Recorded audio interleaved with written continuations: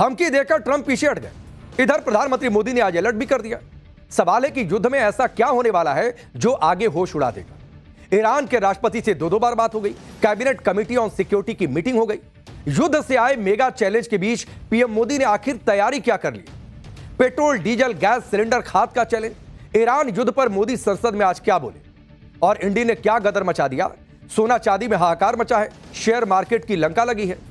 24 दिन के ईरान युद्ध से देश में क्या कोहराम मचने लगा है?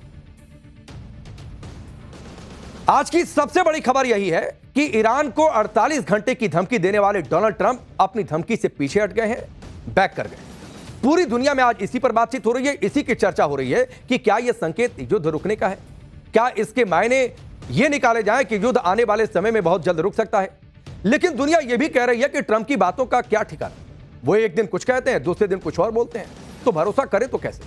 युद्ध जब तक रुक ना जाए तब तक किसी बात पर भरोसा नहीं किया जा सकता। इसीलिए आप देखिए कि भले ही ट्रंप कुछ भी कह रहे हो, कुछ भी कर रहे हो, सब देश अपनी अपनी तैयारी कर रहे हैं, क्योंकि जिस युद्ध से दुनिया का कोई लेना देना नहीं था, उस युद्ध ने 24 दिन में पूरी दुनिया को हिला दिया। 24 दिन युद्ध को रहे हैं और पानी अब जाहिर सी बात है सिर के ऊपर जा रहा है, क्योंकि स्थिति क्रिटिकल होती जा रही है।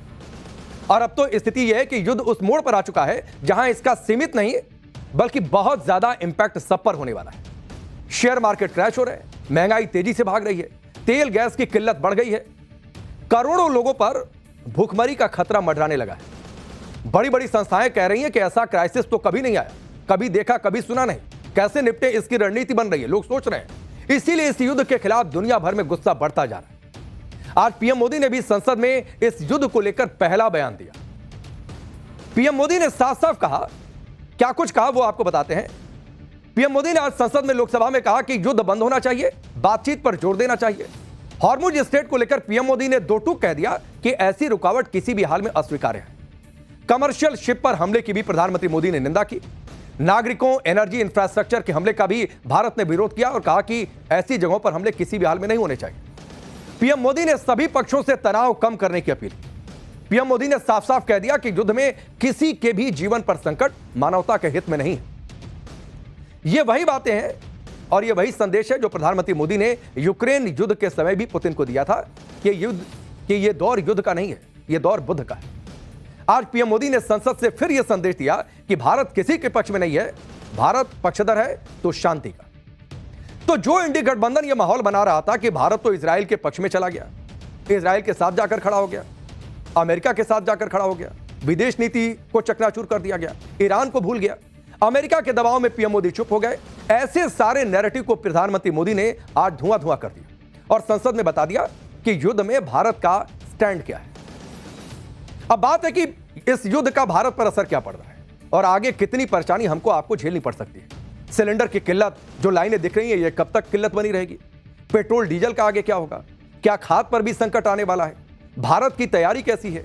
आज प्रधानमंत्री मोदी ने एक एक कर संसद में सारी डिटेल रखी।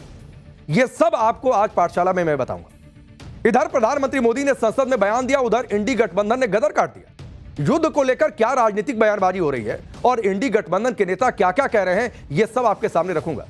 लेकिन पहले युद्ध को लेकर कैसे राजनीति हो रही है उसकी एक झलक आती है।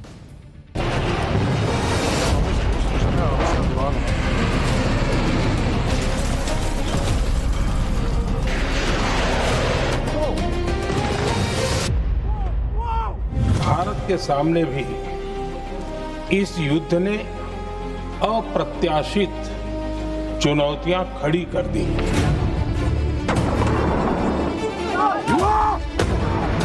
उनका प्रभाव लंबे समय तक बने रहने की आशंका है, इसलिए एकजुट रहना होगा।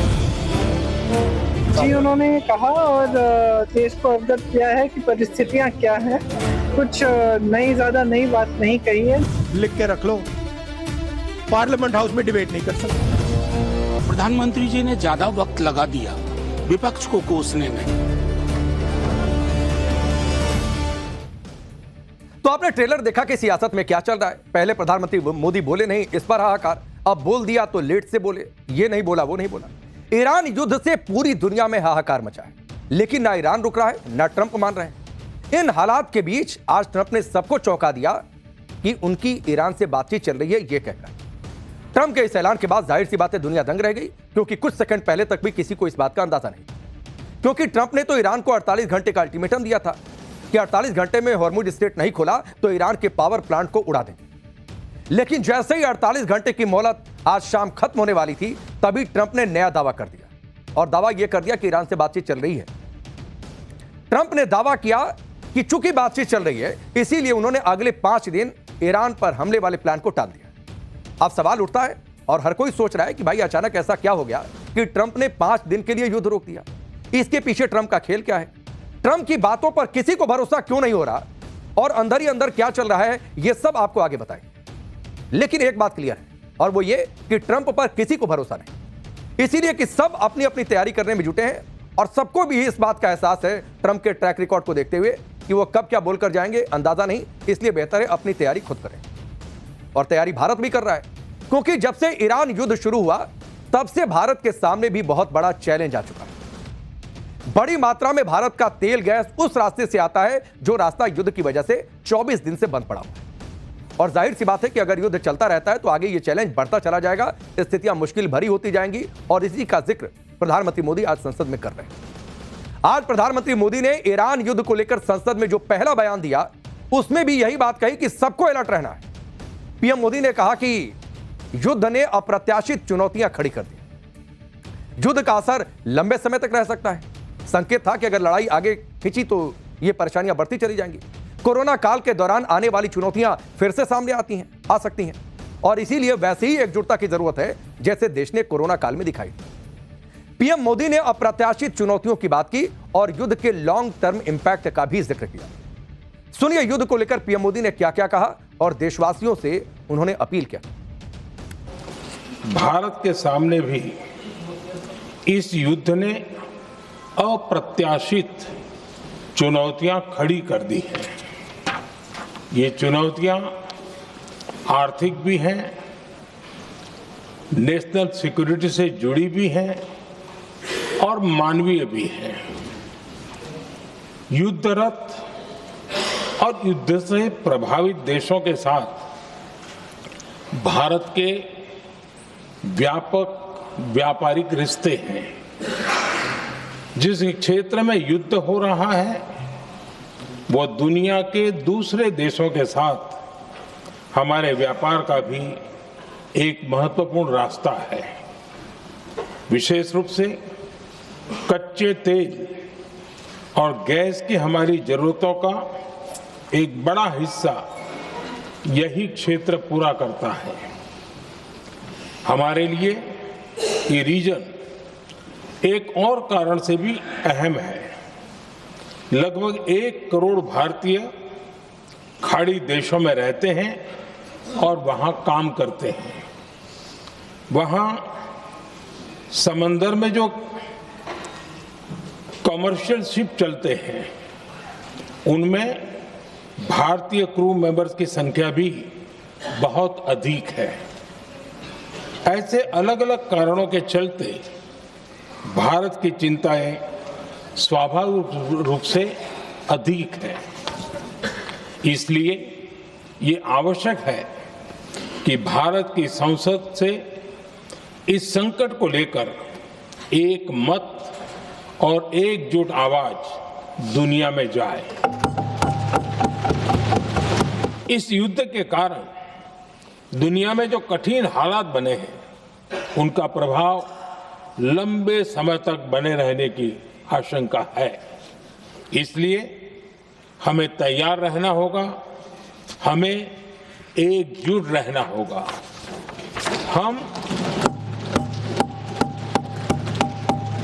हम कोरोना के समय भी एकजुटता से ऐसी चुनौतियों का सामना कर चुके हैं। अब हमें फिर से उसी तरह तैयार रहने की आवश्यकता है।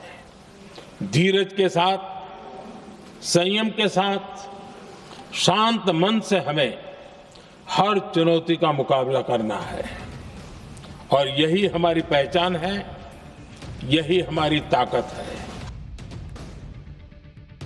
युद्ध को लेकर प्रधानमंत्री मोदी ने अपनी बात कही। सरकार क्या तैयारी कर रही है इसका भी जिक्र किया। प्रधानमंत्री मोदी ने अलर्ट किया क्योंकि आप यह भी समझिए कि भले ही युद्ध आज खत्म हो जाए, लेकिन युद्ध का जो असर है वो लंबे वक्त तक रहने वाला है। ऐसा इसलिए क्योंकि जहां से भारत को तेल गैस आता है वहां पर पावर प्लांट सब कुछ बंद है। जो प्लांट है जहां से प्रोडक्शन होता है वो बंद है। कई प्लांटों पर हमले हो चुके हैं, प्रोडक्शन ठप पड़ा हुआ है। एक तो सप्लाई की दिक्कत है, आवाजाही की दिक्कत है, ऊपर से प्रोडक्शन की दिक्कत है। यानी चारों ओर से समस्याएं एक साथ आई हैं और इसीलिए प्रधानमंत्री मोदी ने इसकी तुलना कोरोना काल से की। ऐसे में जाहिर सी बात है कि अगर युद्ध चलता रहा तो हालात और भी मुश्किल हो जाएंगे, क्योंकि भारत जैसे देश तो तेल गैस को लेकर दूसरों पर डिपेंड है। गैस सिलेंडर का हाल हम पहले ही देख चुके हैं। प्रधानमंत्री मोदी ने आज पेट्रोल, डीजल और एलपीजी को लेकर भी संसद में बातचीत की। पीएम मोदी ने बताया कि भारत के पास 53 लाख मीट्रिक टन का स्ट्रेटेजिक पेट्रोलियम रिजर्व है। 65 लाख मीट्रिक टन रिजर्व से ज्यादा की व्यवस्था पर देश काम कर रहा है कि इतनी कैपेसिटी देश क्रिएट कर ले। तेल कंपनियों के पास जो रिजर्व रहता है तेल का, वो अलग से है। इस स्ट्रेटेजिक रिजर्व के अलावा पीएम मोदी ने बताया कि मौजूदा संकट से निपटने के लिए मंत्रियों का एक ग्रुप बना है जो हर दिन बैठकें करता है और जो दिक्कत आ रही है उस पर चर्चा करता है और उन दिक्कतों को दूर करता है। इसके अलावा पीएम मोदी ने बताया कि सरकार अलग अलग एनर्जी सप्लायर देशों के बीच संपर्क में है और जहां से जितना संभव है वो इंपोर्ट किया जा रहा है ताकि देश में सामान्य स्थिति बनी रहे। अब युद्ध की वजह से जो संकट आया है उसमें भारत की तैयारी क्या है, भारत की डिप्लोमेसी क्या है, ये सब बातें पीएम मोदी ने संसद में रखी। लेकिन इंडी गठबंधन को पीएम मोदी का जवाब रास नहीं आया। पहले कह रहे थे कि बोले नहीं, अब बोले तो जवाब रास नहीं आया। इंडी गठबंधन संसद में कह रहा है कि अब चर्चा इस पर होनी चाहिए। सुनिए पीएम मोदी के भाषण पर राहुल गांधी और प्रियंका गांधी वाड्रा क्या कहे। जी, उन्होंने कहा और देश को अवगत किया है कि परिस्थितियां क्या हैं। कुछ ज्यादा नई बात नहीं कही है, लेकिन हमने जो नोटिस दिया है डिस्कशन के लिए, वो डिस्कशन होना चाहिए ताकि हम भी जवाब दे पाए पूरा सबके पक्ष। सुना है मैंने 25 मिनट का भाषण किया। मैं आपको गारंटी कह रहा हूं, लिख के रख लो, पार्लियामेंट हाउस में डिबेट नहीं कर सकते, कॉम्प्रोमाइज हो गए। अब सोचिए जहां देश की सरकार व्यस्त है कि अलग अलग जगहों पर कूटनीति के माध्यम से, डिप्लोमेसी के माध्यम से कैसे देश की समस्या का हल निकाला जाए, वहां पर चर्चा नहीं कर सकते हैं, चैलेंज दिया जा रहा है। इस राजनीति के बीच आप ये भी देखिए कि तेल गैस को लेकर तो ग्राउंड पर किल्लत दिखी रही है। इसी दिक्कत को दूर करने के लिए पीएम मोदी कैसे लगातार लगे हुए हैं। शनिवार को प्रधानमंत्री मोदी ने ईरान के राष्ट्रपति मसूद पेजेश्कियान से फिर बातचीत की, दूसरी बार बातचीत की। 10 दिनों में ईरान के राष्ट्रपति से पीएम मोदी की यह दूसरी वार्ता है। इससे पहले कल यानी रविवार को पीएम मोदी ने सीसीएस यानी कैबिनेट कमेटी ऑन सिक्योरिटी की मीटिंग की। इस बैठक में युद्ध की वजह से आए संकट से निपटने पर चर्चा हुई।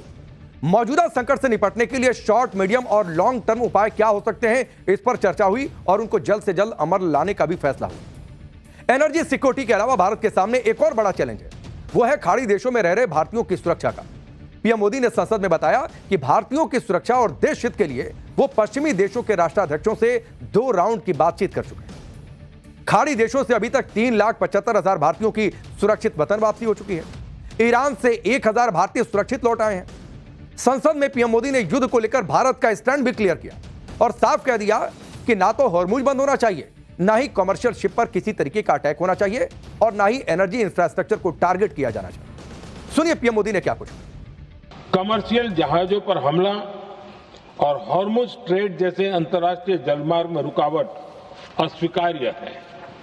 भारत डिप्लोमेसी के जरिए युद्ध के इस माहौल में भी भारतीय जहाजों के सुरक्षित आवागमन के लिए निरंतर प्रयास कर रहा है। अध्यक्ष महोदय, भारत हमेशा से मानवता के हित में और शांति के पक्ष में अपनी आवाज उठाता रहा है। मैं फिर कहूंगा कि बातचीत और कूटनीति ही इस समस्या का समाधान है। हमारे हर प्रयास तनाव को कम करने, इस संघर्ष को समाप्त करने के लिए है। चलिए, तो संकट की बातचीत हुई, तैयारियों की बातचीत हुई। अब एक राहत की खबर भी आपको देता हूं। 2 भारतीय जहाज हॉर्मुज स्ट्रेट को पार करके भारत की तरफ बढ़ रहे हैं।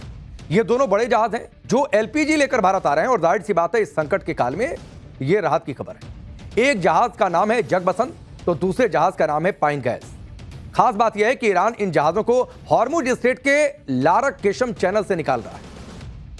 एक और बात महत्वपूर्ण है कि इस रास्ते से ईरान उन्हीं देशों के जहाजों को निकाल रहा है जो उसके मित्र देश है। तो जो लोग कह रहे थे कि ईरान से तो हमने दुश्मनी पाल ली, इजराइल के पक्ष में जाकर खड़े हो गए, उन्हें यह फैक्ट ध्यान से देखना चाहिए कि उस रास्ते से भारत के जहाज निकल रहे हैं जहां से सिर्फ ईरान के मित्र देशों के जहाज निकल रहे हैं। हॉर्मुज स्ट्रेट में ईरान के दो छोटे छोटे द्वीप लारक और केशम हैं। इन दोनों द्वीपों के बीच में एक सकरा रास्ता है, इसीलिए इस चैनल को लारक केशम गैप कहा जाता है। दावा है कि ईरान ने पहले शिप की ऑनरशिप और कार्गो को लेकर जांच पड़ताल की, यह सुनिश्चित किया कि यह शिप अमेरिका का नहीं है, उसके बाद ही जाने दिया गया। सरकार पूरी कोशिश भी कर रही है कि बाहर से तेल गैस की सप्लाई होती रहे, क्योंकि हालात बहुत मुश्किल भरे हैं, ग्राउंड पर दिक्कतें दिखाई दे रही हैं।